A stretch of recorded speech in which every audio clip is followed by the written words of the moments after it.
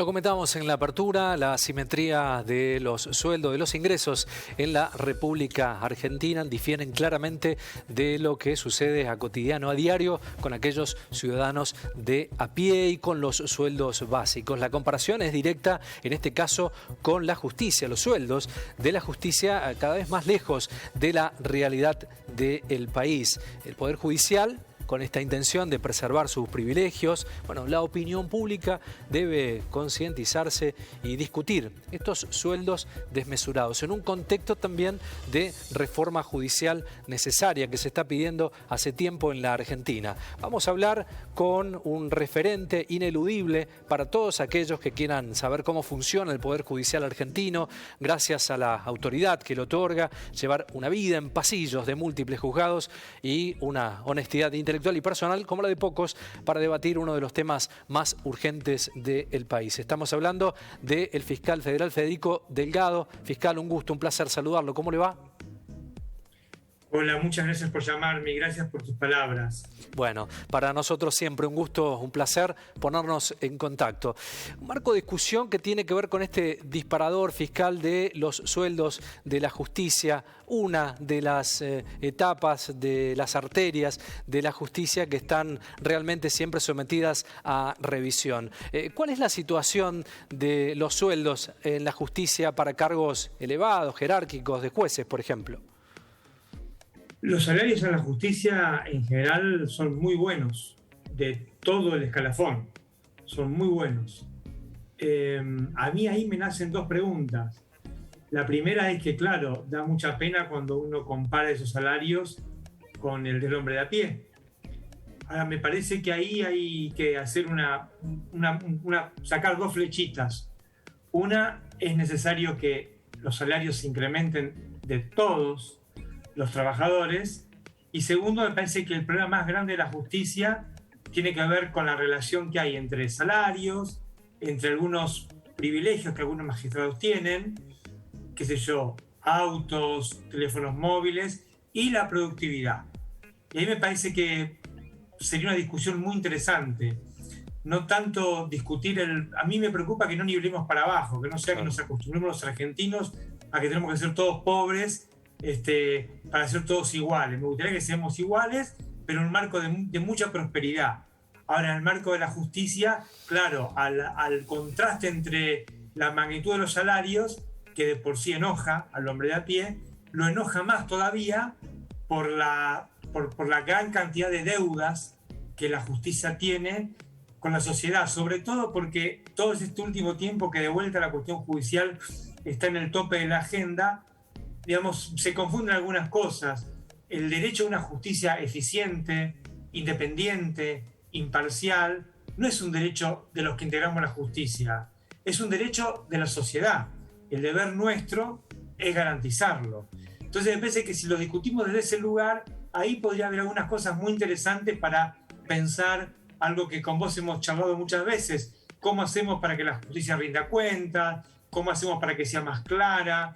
¿Y cómo hacemos para que de verdad solucionen los problemas de las personas que llevan sus asuntos a la justicia y que eso no se transforme en un problema más grande aún, como lamentablemente pasa muchas veces? Claro. Fiscal, otro de los temas también que tienen que ver con las jubilaciones, ganancias. Hay un tema que por etapas en la Argentina siempre se pone en debate, ¿no?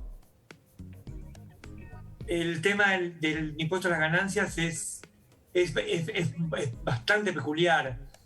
Primero porque los argentinos tenemos que resolver primero si todos los trabajadores pagan ganancias. En ese caso debemos pagarlo todos, sin exenciones. Pero además se dan situaciones paradójicas porque al interior de la justicia los más viejos no pagamos ganancias y los más jóvenes sí. Un juez que fue designado hace un año o va a ser designado ahora va a pagar ganancias y uno de hace por ahí unos años más atrás no.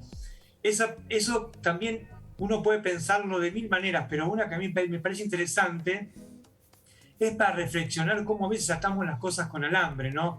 Porque en el lugar en el que hay que impartir justicia de manera equitativa, relativamente igualitaria y con los ojos vendados, hay integrantes de ese cuerpo de personas que pagan ganancias, otros que no pagan, unos que pagan menos, O se da la paradoja que a veces algunos empleados del escalafón administrativo ganan más que los titulares de la oficina, que los jueces o los fiscales, porque tienen más antigüedad y tienen algún tipo de exención. Entonces me parece que eso también explica un poco, uno puede pensar la cuestión del impuesto a las ganancias para pensar en inequidad, pero también en diletantismo, en desorganización y en este hábito de atar las cosas con alambre y por ahí dar respuestas de manera rápida para algún sector de la sociedad, pero sin vocación auténtica de solucionar problemas colectivos, ¿no? Desde lo político, hace un tiempo Alberto Fernández hizo una chicana respecto a este tema diciendo que los jueces ganaban 3 o 4 veces más que su sueldo. Digo, aquí la política también tracciona, trabaja y lógicamente en la discusión está cotidianamente y eso llega a los telespectadores, a aquellos de a pie que logran tener lógicamente más bronca e impotencia ante este tipo de situaciones. ¿Cuánto tracciona la política en estos debates? Me tracciona mucho porque a mí me parece que la política nunca, pero nunca desde que yo tengo uso de razón a mis 50 y monedas, nunca se tomó en serio la cuestión judicial. Se lo utiliza, voy a utilizar tu palabra, por ahí para chicanear, ¿no? Para sacar pequeñas ventajas, para discusiones minimalistas, contingentes, pero nadie se ha tomado en serio la cuestión judicial y discutir con mucha honestidad qué hay que hacer para que los ciudadanos tengan la justicia que la Constitución les promete. Y para eso hay que tomar una decisión, me parece que la dirigencia política aún se niega a tomarla, que es dejar de usufructuar algunas carencias del sistema judicial cuando conviene y después enojarse cuando las sufren. Para decirlo con más claridad, un sector de nuestra justicia se deja seducir siempre por los gobiernos de turno. Y los gobiernos de turno tienden a surfear esa ola y no hacerse mayores problemas. Después, cuando dejan el poder y la justicia empieza a ver con otros ojos los mismos casos que antes por ahí veía con más liviandad, son los que se enojan con esos problemas judiciales. Está bien que se enojen, pero a mí me parece que hay que enojarse siempre y de manera honesta, sentarse en una mesa, los que son diputados, senadores, organizaciones sociales, Poder Ejecutivo, sectores del Poder Judicial, y con mucha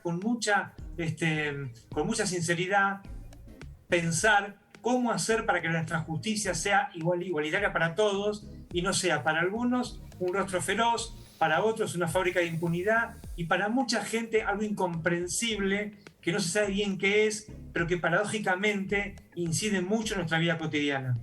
Usted, fiscal, desde adentro, con mucha experiencia y expertise en la materia, ha trabajado desde la literatura, en sus escritos, desmitificando estas cuestiones y tratando de bajar estas situaciones que tienen que ver con privilegios del Poder Judicial. Ese impacto en la lectura lo ha acercado también aún más a la gente, ¿no?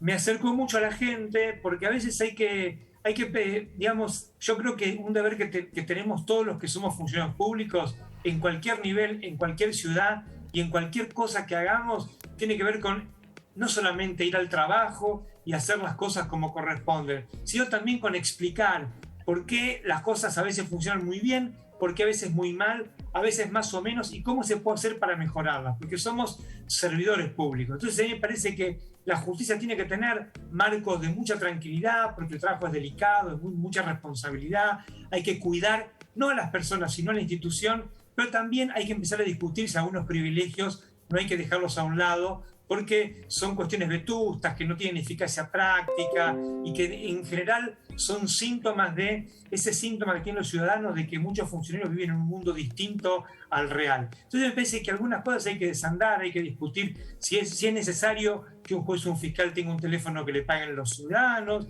si es necesario que existan autos a disposición de algunos magistrados, en fin, racionalizar algunas cosas que por ahí en la cuenta económica no tienen mucho peso al final, pero que parece que en términos simbólicos servirían mucho para reconciliar a la sociedad por la justicia, que digamos es una cuestión que tiene que estar entrañablemente unida, porque el Poder Judicial es un servicio público y la gente necesita que nosotros los judiciales garanticemos lo que la Constitución promete, que es un sistema judicial sano, eficaz, confiable y lleno de funcionarios probos. Yo sé que hay mucha gente buena en tribunales, la gran mayoría son buenos jueces, buenos fiscales, pero también a esos hay que ayudarlos o hay que generar las condiciones para que puedan desplegar sus artes sin temor a represalias, sin temor a que si hace tal o cual cosa no va a ser ascendido. Hay que trabajar mucho en eso y eso tenemos que hacerlo, en primer lugar, los ciudadanos exigiéndolo y en segundo lugar, después la dirigencia política que es votada y es elegida para solucionar esas cosas. Fiscal, gracias por el tiempo, como siempre, muy amable. Un placer, gracias. Saludos.